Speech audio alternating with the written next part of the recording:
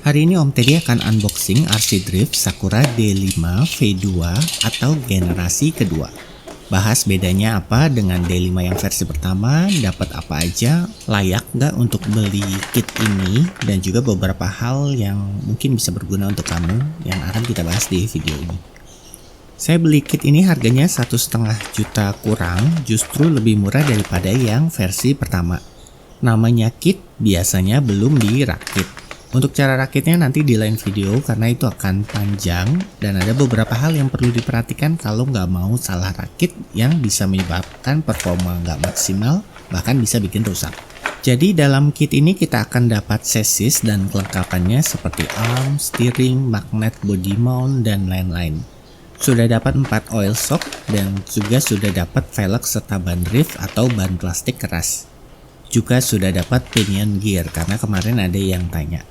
Pada dasarnya untuk chassis semua sudah dapat kecuali elektronik dan body. Jadi kalau mau bisa dimainkan kita butuh IAC, servo, giro, motor, transmitter, baterai, plus charger, dan juga body. Jadi yang akan mahal itu adalah elektroniknya. Tapi nanti Om akan coba rakit dengan elektronik yang semurah-murahnya, pokoknya ditekan deh sampai harganya paling minimal semungkin. Dan teman-teman nanti bisa lihat hasilnya seperti apa dan juga alasan kenapa kita perlu pakai elektronik ini dan itu. Termasuk juga nanti dikasih rekomendasi elektronik bagi yang punya budget lebih. Untuk lower dan upper deck pakai bahan fiber, kalau di RC Drift sasis itu butuh sedikit fleksibel. Kalau terlalu kaku misalnya pakai bahan aluminium malah kurang bagus, jadi kurang anteng lah atau lebih liar dikendalikan. Kalau kita bandingkan dengan produk Yokomo seri YD2 misalnya, bisa kita lihat di bagian chassis dari yang versi paling murah sampai yang versi paling mahal itu nggak ada pilihan bahan aluminium untuk chassisnya atau frame atau lower decknya. Karena alasan itu tadi, chassis butuh sedikit fleksibel. Kalau part lainnya aluminium nggak masalah. Bahan grafit itu semacam karbon. Walau ini juga tergantung preferensi pengendara juga sih, karena untuk part upgrade Sakura D5 sendiri juga ada yang jual lower deck atau chassis bawah yang bahan aluminium. Biasanya chassis aluminium itu dipakai di tempat yang gripnya lebih tinggi dan juga di aspal juga ada yang pakai aluminium. Semua bagian lain Sakura D5 mayoritas plastik dan fiber. Shock juga plastik kecuali per dan shaftnya ya pastinya. Bagian yang terbuat dari aluminium hanya steering bridge karena bagian ini butuh rigiditas untuk handling yang presisi. Untuk gear campuran plastik dan juga besi atau metal. Gear yang dari plastik itu adalah spur gear dan juga case differential, jadi yang plastik itu adalah gear yang ukurannya besar-besar. Sementara bagian dalam differential dan gear yang kecil-kecil itu semuanya terbuat dari metal. Dia pakai sistem differential yang dalamnya diisi oli untuk menciptakan efek LSD atau limited slip differential. Jadi mobil tetap bisa ngesot-ngesot.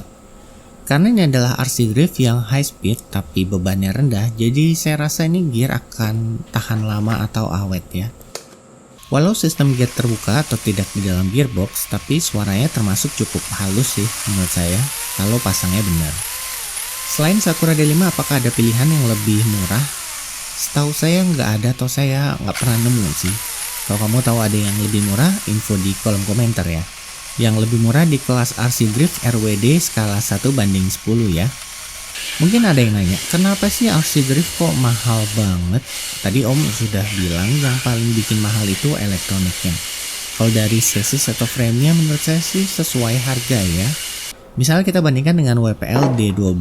RC D12 ini saya rekomendasikan kalau mau main drift dengan budget yang seminimal mungkin. Kita juga udah ada playlist lengkap untuk modif WPL D12 jadi RC Drift. Kalau kita bandingkan bersebelahan sudah jelas terlihat kan yang satu lebih kompleks, lebih besar, lebih banyak bagian yang bisa diatur-atur dan juga part yang digunakan lebih berkualitas. Jadi menurut saya sih wajar ya kalau harganya lebih mahal. Ini juga D12 nya sudah bukan 100% standar ya, ada modif sedikit di bagian lower arm.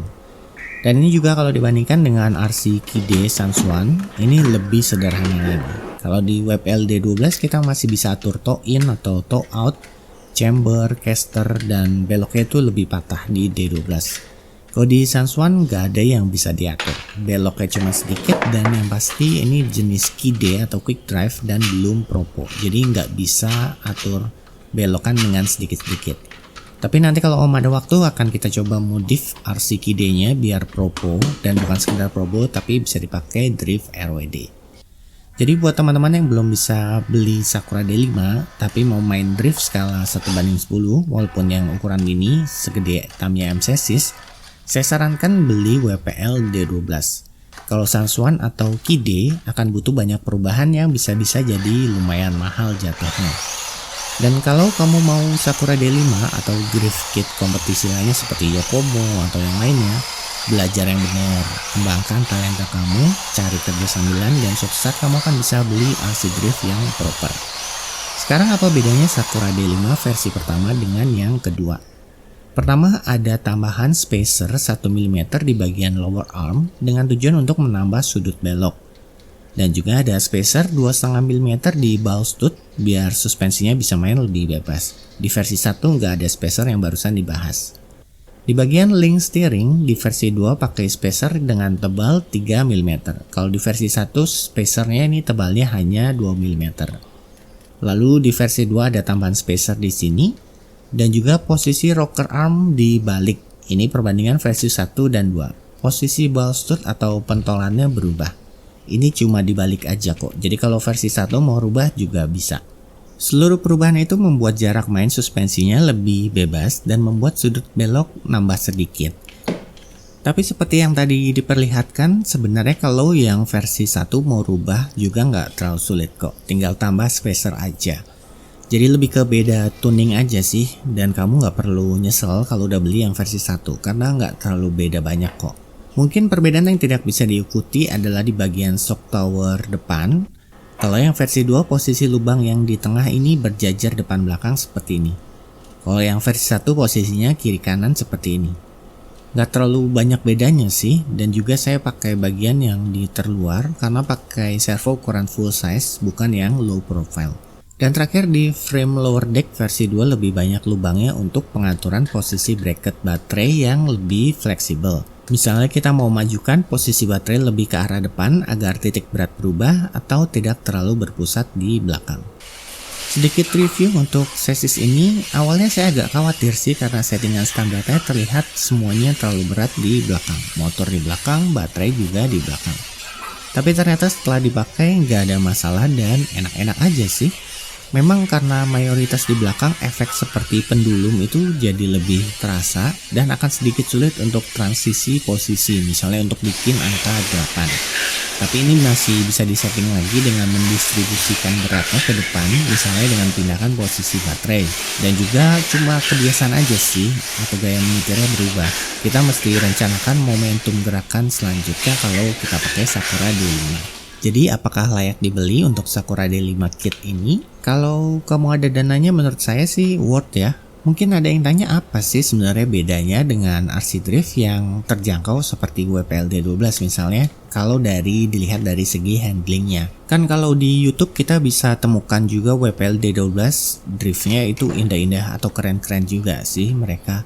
Bedanya adalah kalau pakai Sakura D5, kita bisa drift sideways lebih panjang, lebih mudah, serta memiliki sudut lebih besar. Ya kalau kita lihat dari maksimum sudut beloknya kan juga sudah kelihatan Sakura D5 memiliki sudut belok lebih besar. WPL D12 juga bisa kok buat drift indah tuh bisa banget, cuma lebih tricky aja sih. Dan Sakura D5 saat sudah terakhir itu jauh lebih berat dari D12, jadi momentumnya lebih dapat. Ingat, RC Drift bukan kebutuhan pokok manusia. Kalau saat ini kamu belum bisa beli Sakura D5, ya jadikan video ini sebagai referensi aja untuk masa depan atau sebagai motivasi kamu untuk belajar dan kerja yang benar. Terima kasih sudah menonton dan sampai jumpa di video berikutnya.